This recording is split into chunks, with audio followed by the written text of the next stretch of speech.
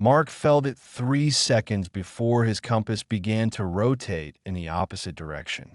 The depth was 120 meters, the visibility was disgusting, and the needle of the device went crazy, as if someone had turned on a giant magnet underwater. His partner Thomas made a gesture, surface, but Mark shook his head. He saw what he could not see, a faint glow ahead, where there was only an empty ocean abyss on the map. The light was pulsing. It did not flicker like plankton bioluminescence, but pulsated rhythmically like breathing. Mark swam towards him, ignoring Thomas's furious signals. 20 meters. 15. 10. And then he saw the edge of a metal structure going into the darkness. It was covered with a thick layer of ocean growths, but the shape was unmistakable. It was man-made. And the light came from a round window, behind which something was moving. When they returned to the ship, no one believed their story. An underwater object at such a depth, and even with working lighting, delirium, hallucinations from nitrogen anesthesia. But Mark could see the look on Thomas's face. The ex-Marine he'd known for 15 years was as pale as chalk. They both saw the same thing. They both knew it was real. A week later, the three of them returned. They were joined by Lena, a submarine technician from a Russian expedition who searched the area for traces of a sunken Cold War submarine. She brought with her the latest generation of sonar and a camera capable of filming in complete darkness. We descended at dawn when the ocean was calm as glass. The object turned out to be 3 times larger than it seemed to Mark the first time. It was not just a module, but a whole complex pressed against an underwater rock. 3 cylindrical sections connected by passages, and everywhere there were windows with a cloudy, greenish light inside. The creepiest thing was that on one of the hatches there were traces of recent activity. The shells around the handle had been cleaned and the metal was shining. Lena was the first to find the inscription. It was engraved on a plaque near the entrance airlock, half erased but legible. Proteus 7 Station. Launch, April 1987-inch. Soviet project. But what the hell was he doing here in the Atlantic, hundreds of miles from the nearest shore? And most importantly, why was the light still burning inside? Thomas tried to open the hatch. To their surprise, the mechanism succumbed. Old but working. The wheels spun with a soft metallic screech, and the door slid aside. Behind it was an airlock filled with water, but on the other side was another door. And there was a red light on the door. Red, glowing. 38 years after the intended launch. They entered the airlock and closed the outer hatch behind them. Lena found the control panel, primitive, with heavy toggle switches. She translated the first one, and somewhere the pumps hummed. The water began to go away. It was impossible. The system worked. It worked underwater at a depth of 120 meters, without maintenance, for almost 4 decades. When the water went away, they took off their masks. The air was stale but breathable. It smelled of machine oil, moisture, and something else, something organic that Mark couldn't identify. The inner door opened easily, and they found themselves in the hallway. Pipes and cables stretched across the ceiling, and the lamps emitted the same greenish light they had seen outside. The first thing they found was a cabin. Small, Spartan, a bed, a table, a wardrobe. On the table was a magazine. Mark opened it with trembling hands. The recordings were in Russian. The last one is dated March 15th, 1991. Day 1456. The generator works at 67%. Reserves are critically low. Ivanov fell ill. The temperature was 39. There has been no connection with the shore for 2 years and 4 months. We are still waiting for evacuation. In the next cabin, they found a photograph. 7 men in Soviet naval uniform smile in front of the camera. Behind them was the same sign, Proteus 7. Young faces full of enthusiasm. Mark turned the picture over, and on the back it was written in faded ink, First Shift, April 1987, for Science in Progress. Further down the corridor was a laboratory. Tables with equipment, microscopes under protective covers, rows of glass flasks. And in the corner, there is an aquarium. Large, 2 meters, and in it, Mark stopped dead in his tracks. Something was floating in the aquarium. Something alive. The creature is the size of a cat, translucent, with bioluminescent stripes along its body. It turned to them, and Mark would have sworn that he saw something like curiosity in his eyes, if they were eyes. "It's impossible," Lena whispered, pressing her face against the glass. "No creature can survive in captivity for so many years without care." But it survived. Moreover, there were 3 more aquariums next to the first aquarium, and in each of them there were similar creatures, but different. Smaller, darker, with a different shape of bodies, as if someone was breeding them. I experimented with them. There was a diagram on the wall, detailed, with notes in Russian. Mark did not read Russian, but Lena could. She ran her finger along the lines, muttering to herself, and then froze. "It's a heat source map," she said hoarsely. "A geothermal fault at the bottom. They found a hot spot just below the station and used it for energy. That's why the system is still working. They have their own small underwater volcano here." Thomas had already moved on. They could hear him wandering somewhere in the depths of the station, his footsteps echoing through the metal passages. Then there was silence. Too long silence. Mark and Lena looked at each other and rushed to the sound. They found it in the central cabin. He stood in front of the console, staring at the screen. Ancient monitor, green symbols on a black background. And the cursor was flashing on this screen. Someone or something brought in the team quite recently. The timestamp read, 6 hours and 12 minutes ago. This morning, exactly at the moment when they were getting off the ship. "There's someone here," Thomas gasped. Or was. A few hours ago. Mark looked around. The cabin was larger than the rest of the rooms. Rows of panels, instruments, maps on the walls. In one corner there was a radio station. The red indicator showed that it was in reception mode. And on the captain's table there was a fresh mug. Mark touched it gently. Still warm. Lena checked the ventilation system. It worked properly. The air circulated. The temperature was maintained at 18 degrees. Somewhere in the bowels of the station, pumps hummed, the filter worked, relays clicked. All this required not just energy, it required maintenance. And someone provided for him. In the next compartment, there was a dining room. A long table, benches, a small kitchen. On the stove was a pot with the remains of what had once been soup. Long dried, covered with mold.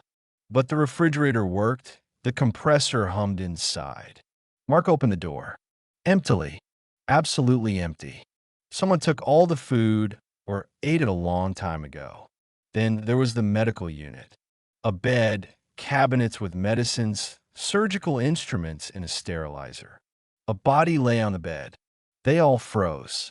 A man in a Soviet uniform, elderly, with a gray beard. Dead but strangely preserved. The skin was pale, almost waxy, but not decomposed. As if he had died recently and not 30-odd years ago. Lena checked the tag on the dead man's chest. Ivanov P.S., senior researcher. The one who fell ill in 1991. And he was still here, in the same clothes, on the same bunk where his comrades had left him. "It's cold," Lena whispered. "And the special composition of the air. The station works like a giant freezer. The body did not decompose. But this did not explain the main thing. Who turned on the system this morning? Who entered the command into the computer? Who left the warm mug? They returned to the cabin and began to study the records systematically. Thomas found flash memory, ancient, the size of a brick. Lena connected it to the monitor, and lines of text ran on the screen. Reports, records, protocols of experiments. Project Abyssal was the official name of this station. Goal: to study deep-sea life, adapt organisms to extreme conditions. And Lena fell silent, reading further. "What's there?" Mark asked. They were trying to create a biological form of life that could exist without surface infrastructure, she said slowly. An organism that could survive on the ocean floor indefinitely, feeding on geothermal energy. Military project. Next generation biological weapons. Thomas cursed through clenched teeth. Mark felt a chill run down his spine. Those creatures in the aquariums were not just samples of deep-sea fauna. These were experiments. Further entries told the story of the disaster. By 1989, the team had achieved a breakthrough. They managed to genetically modify an organism that could not only survive, but also reproduce in isolation. But control was lost. The patterns began to change unpredictably. In January 1990, the first incident occurred. One of the biologists was attacked. In July of the same year, communication with the mainland was interrupted. In March 1991, only 4 of the 7 crew members were still alive. The last entry was made by the station's captain, Grigory Volkov, on April 3, 1991. "We have sealed the lower level. Ivanov died yesterday. Sokolov and Lebedeva remained. Creatures are no longer in aquariums. They are in the ventilation system. We hear them moving through the pipes. If someone is reading this, do not open the lower level. For God's sake, don't open it." Mark felt his throat dry. Lower level. They haven't been there yet. They didn't even know it existed. But if you look at the map of the station on the wall, yes, there was a hatch in the floor of the cabin leading down. Welded with metal plates, sealed. "We gotta go," Thomas said. "Right now." But Lena was already digging through the files. Her fingers flew over the ancient keyboard. Her eyes burned with the excitement of an explorer. "Wait, there's more to it." Recording from 2003. This is 12 years after the last report of the crew. She opened the file. A short text message, and signed, undated. "The protocol has been completed. The cycle is complete. Transition to the observation phase. The station is autonomous." "Someone's back," Mark whispered. Someone was here in 2003. Or maybe, he thought, someone had never left at all. They decided to conduct a final inspection before evacuation. Thomas checked the life support systems, Lena filmed everything, and Mark inspected the private cabins. In one of them, the farthest one, he found a diary. Not an official journal, but personal notes. The handwriting was neat and feminine. Anna Lebedeva, biologist. He was reading, sitting on the edge of the bunk, and the story became more and more terrifying. Lebedeva described how the experiments got out of control, how the beings they created began to show signs of collective intelligence, how one night she woke up to a sound and saw one of them right at her door, watching her through a crack, how Sokolov disappeared. He just disappeared in the corridor between the cabin and the dining room, and he was never found. The last entry in the diary was dated April 7th, 1991. Volkov died today. "I'm alone. The creatures don't touch me. Why? I'm the only one who tried with them. Communicate? Stupid thought. But they react to sounds, to touch. They have a memory. They remember me. I'll try to come to an agreement. If that doesn't work, I'll open all the floodgates. Let the station sink completely. Agree. With experimental bioorganisms. Mark slammed the journal shut and looked around. The cabin was strangely neat. Too neat for a place abandoned 30 years ago. Clothes hung in neat rows in the closet. The bed was made, and on the bedside table there was the same photo of the crew, and next to it was a fresh flower. Not real, artificial, but clearly laid recently. He returned to the cabin, his diary in his hand. Lena and Thomas were assembling equipment. "We're leaving." "Now," Mark said, "something is wrong here." "Seriously, not so." At that moment, the lights went out. Complete darkness. Then, a few seconds later, the emergency lights turned on, dim, red. And they heard a sound. From somewhere below, from under a sealed hatch. A metallic grind, as if someone was scratching the steel from the inside.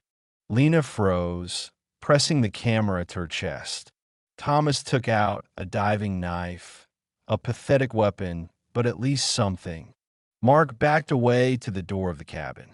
The grinding continued, growing louder and more insistent. And then it stopped.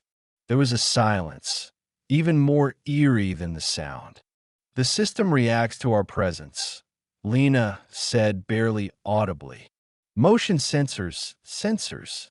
Someone, or something, knows we're here." The computer suddenly came to life. Symbols began to appear on the screen. Not chaotic, orderly, line by line. The message was formed right before their eyes. "The security protocol is activated. Unauthorized personnel have been detected. The isolation procedure has been initiated." Bulkheads slammed somewhere. The sound was distinct, metallic, final. They rushed to the exit, but the corridor was already blocked by a heavy door. Locked. They were locked in the station. Thomas tried to force the door open, but it wouldn't budge. It wasn't the door they went in through. It was an emergency bulkhead designed for the pressure of the ocean. Lena went back to the console, trying to find a way to disable the lock. Mark stood, feeling panic creep up in his throat. "There should be a manual override here," Lena muttered, sorting through the control panels. All Soviet systems had an emergency shutdown. A new line appeared on the screen. "Attention. A deep SEA protocol has been initiated. Decompression after 20 minutes. 20 minutes. In 20 minutes, the station would begin to release pressure, preparing for flooding or surfacing. They could not understand why. But one thing was clear. If they stayed here when that happened, the sudden pressure drop would kill them. Lena finally found the emergency control behind a removable panel. A number of toggle switches, a button with a protective cover. She clicked the lid and pressed. Nothing happened. I clicked again. The system did not respond. "The food doesn't come from here," she gasped. "Control is somewhere else. In the engine room or dam on the lower level." Lower level. Sealed. The one that they categorically should not have opened. But now there was no choice. Thomas was already wielding tools near the welded hatch. The old metal succumbed slowly but surely. The welds were rusty, the plates sagged. 10 minutes later, he punched the first hole. From there I smelled cold and something chemical, sharp. "Timer," Lena reminded, looking at the screen. 9 minutes. Thomas worked like a man possessed, tearing off pieces of metal. Lena shone a flashlight into the resulting crack. Behind her was a staircase that stretched into the darkness. And something else, movement, fast, sliding between the steps. When the hole was big enough, Thomas was the first to go downstairs. Mark and Lena followed him. The lower level greeted them with absolute darkness. Lanterns snatched fragments out of the darkness, pipes, wires, dripping water. The floor was damp, covered with some kind of slime. There was a smell of ocean and decay. The corridor led to a large room. When they went in there and raised the lanterns, Mark wished they had found the station in the first place. It was a laboratory, but not the same as at the top. There were huge tanks, each the size of a small room. The glass walls were covered with a greenish coating, but through it you could see the contents. Those creatures were swimming in the tanks. Dozens, maybe hundreds, but they were larger than in the aquariums above. Much more. The size of a dog, a dolphin, a man. Bioluminescence pulsed through their bodies in waves, creating an eerie underwater glow, and they all turned to the aliens. Simultaneously, as if on command. "Oh my God," Lena whispered. "They're all alive. All these years, they lived here, reproduced. Look for the remote control." Thomas cut her off. "We have 4 minutes." They separated, searching the room. Mark found the remote control near the far wall, a massive console with many levers. But before he could do anything, he saw it. Behind the console, in the shadows, stood a figure. A man in an old diving suit, without a helmet. A woman with gray hair, with a face that he recognized from a photograph. Anna Lebedeva. She looked at them with a calm, almost sad look. Her skin was pale, almost transparent. There were strange markings on the neck and arms, translucent lines similar to those worn by the creatures in the tanks. "You shouldn't have come here," she said in Russian. The voice was hoarse and used. "But since they came, I can't let you out." Lena translated, although it was not necessary. The meaning was clear in intonation. "You, alive?" Mark gasped. "How?"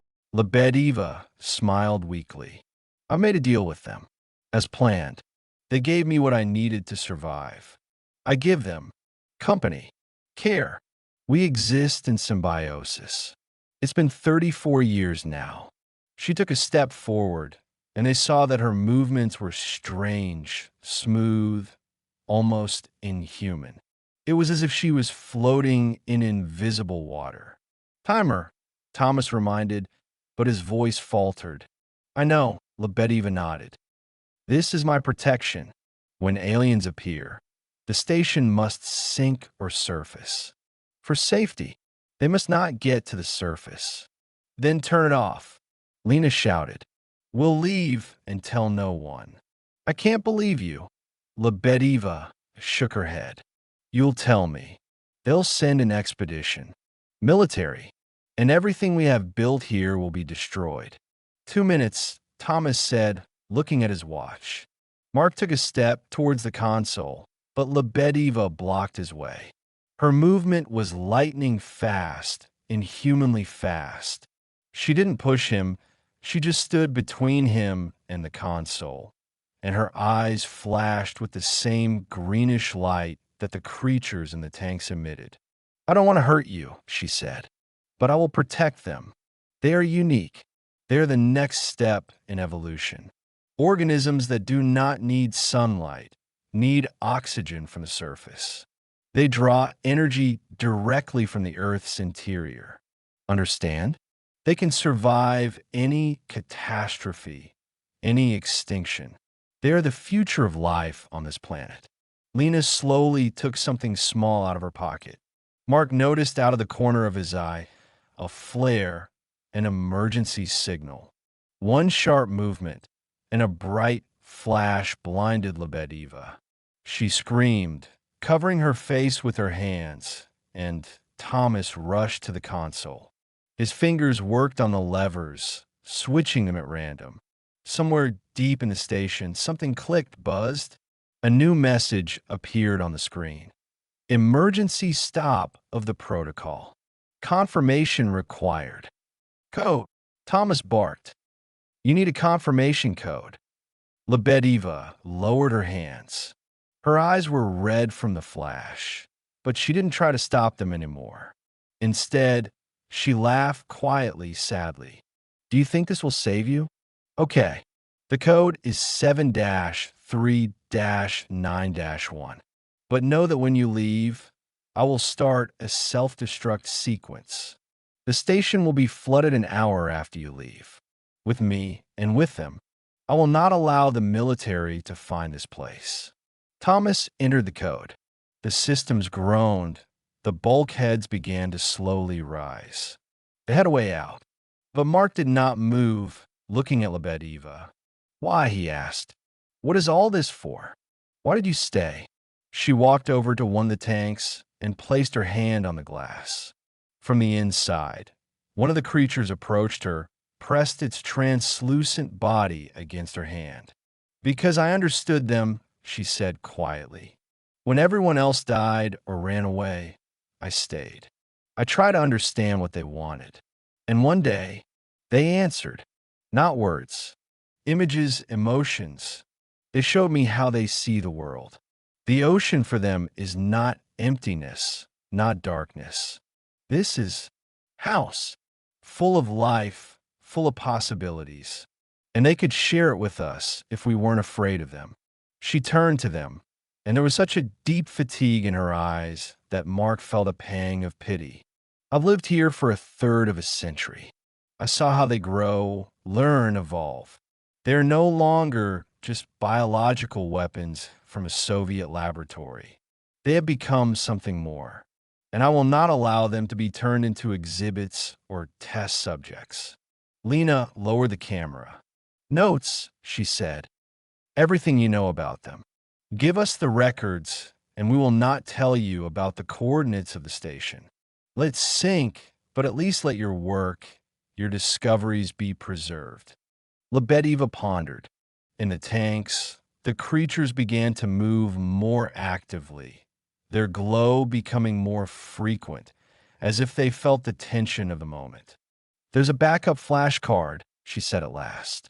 In my cabin, in the closet, behind a false panel. Take, but promise no one about the station. No authorities, no corporations. Only scientific publications, no coordinates. We promise, Mark said quickly. They rushed upstairs.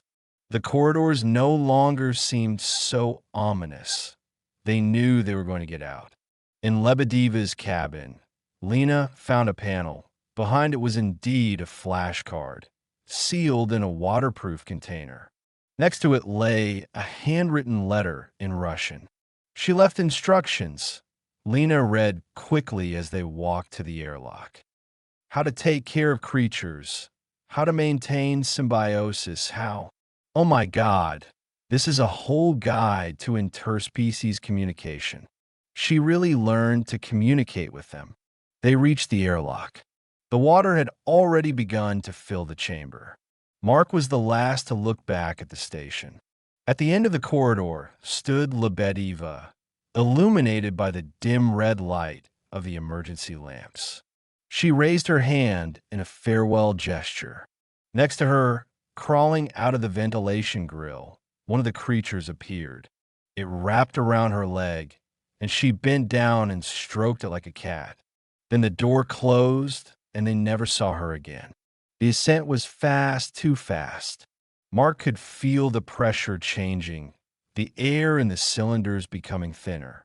When they finally surfaced, the sun blinded them. The ship was nearby. The crew was already lowering the ladder. On deck, they sat silently, wrapped in blankets. The captain tried to ask questions, but they kept silent. It took time to comprehend what he saw. Time to decide what to do next. Lena took out a flash drive and connected it to a laptop. The data was there, gigabytes of studies, photos, videos, genetic sequences. The work of a lifetime. She began to look through the files and suddenly froze. Look, she turned the screen to the others. The video showed a young Lebediva, filmed in 1989. She stood in the laboratory in front of the aquarium and said to the camera, Day 847. Something extraordinary happened today. The alpha, 12 sample demonstrated the ability to regenerate nervous tissue in a laboratory rat. We injected its cells into an experimental animal with spinal cord injury, and after 72 hours, the rat regained motor functions. Fully, if it can be scaled. The video ended. Lena opened the following file: medical records, scans, test results. The creatures produced unique proteins capable of repairing any damaged tissue. They could treat paralysis, regenerate organs, perhaps even reverse aging. That's why she survived, Lena whispered. That's why she hasn't aged in 30 years. Symbiosis with them gave her their abilities. She literally became part of a new form of life. Thomas shook his head, and we left it all at the bottom of the ocean. With her, we made a promise, Mark said harshly, and we will keep it. But that night, he could not sleep. He stood on the deck, looking out over the dark water. Somewhere down there, Proteus 7 was preparing for self-destruction. Lebediva launched the sequence of flooding, opened the floodgates, released her wards into the open ocean. Or she stayed with them to the end, plunging into eternal darkness. 3 days later, they returned to port. Lena immediately went to the university, taking a flashcard with her. Thomas flew home to his family. Mark stayed, rented a room in a cheap hotel, and just sat by the window, looking at the sea. A week passed. Lena called him late in the evening. I showed the data to my colleagues, she said, without mentioning the coordinates, as promised. Mark, this is a sensation. The genetic code of these creatures has the potential to revolutionize medicine. 3 pharmaceutical companies have already offered funding for research. But what? They need living specimens. There's not enough data. They want to go back to the station. Mark closed his eyes. We don't know the coordinates, he lied. The GPS failed at such a depth. We will not be able to find it again. The lie sounded unconvincing even to himself. Of course, they wrote down the coordinates.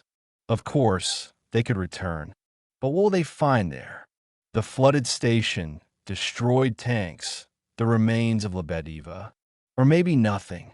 Maybe she really released the creatures into the wild, and they swam away into the endless ocean where man will never find them. I thought so, Lena said quietly. Good. We will work with what we have. They separated. Mark continued to sit by the window. On the table in front of him lay a photograph of the crew of Proteus 7, which he had taken from Lebediva's cabin. 7 smiling faces. Or not. Maybe Lebediva is still there, in the depths, in symbiosis with the creatures she created and protected. A month later, he received a letter. Paper sent by regular mail. Inside was one sheet, written in a familiar, neat handwriting. In Russian, but Mark took it to a translation agency. Dear Mark, if you're reading this, it means that I managed to send the letter before the finale. The station is flooded, as I planned, but I didn't stay with her. They offer me something else. They show me a house, a real home where their species has lived for thousands of years. A place in a deep ocean trench where man will never reach. I go there with them, not to die, in order to live. You think we've created them, but the truth is that they have always existed. We just woke them up. We gave them the tools to grow, and they gave us a chance to become something more than just people, a chance to evolve. I don't ask you to understand. I just want you to know that I'm happy. For the first time in all these years, I am truly happy. And someday, maybe in decades, we will meet again, in a different form, in another life.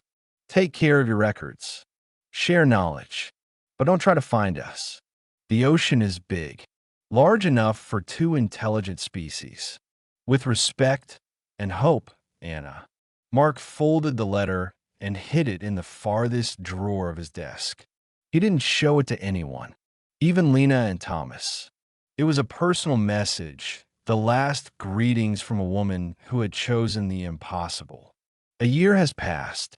Lena's research brought the first results.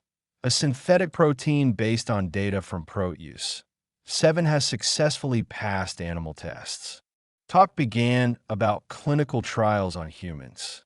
Medical journals called it the breakthrough of the century.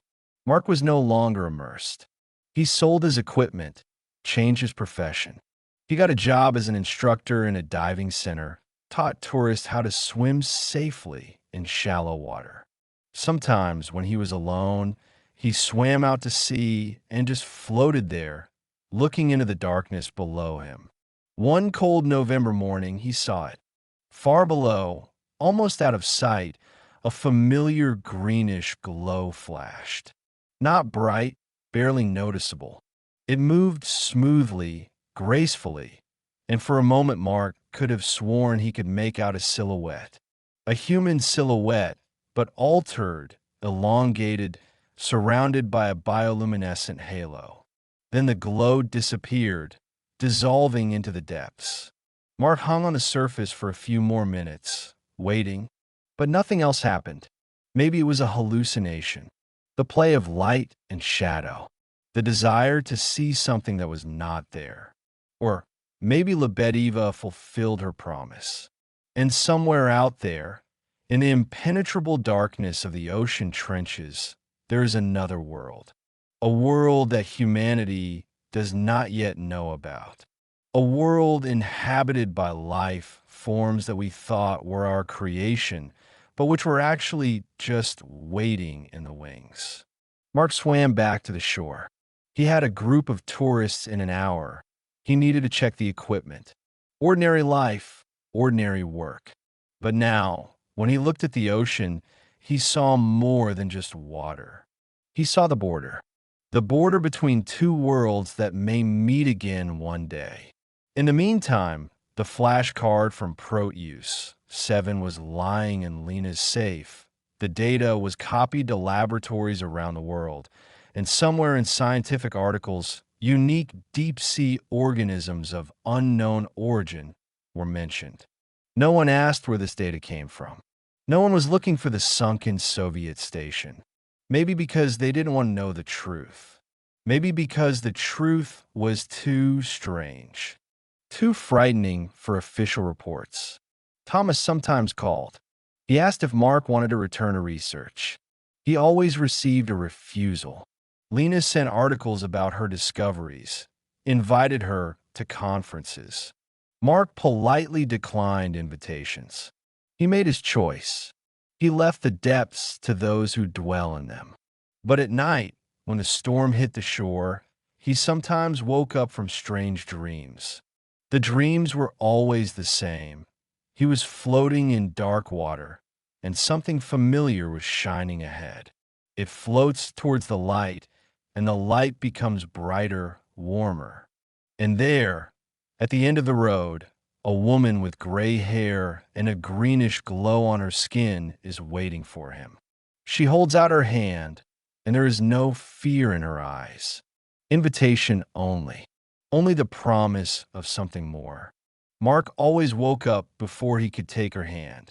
He woke up in a cold sweat with rapid breathing. And I was grateful for it, because I wasn't sure I could have refused if the dream had continued. The ocean kept its secrets, and maybe that's how it should be. Not all secrets are created to be revealed. Not all doors need to be opened. Sometimes it is enough just to know that there is something behind them, something ancient, strange, and perhaps beautiful. And at the bottom, in a place that no longer existed on the maps, the wreckage of Proteus 7 rusted.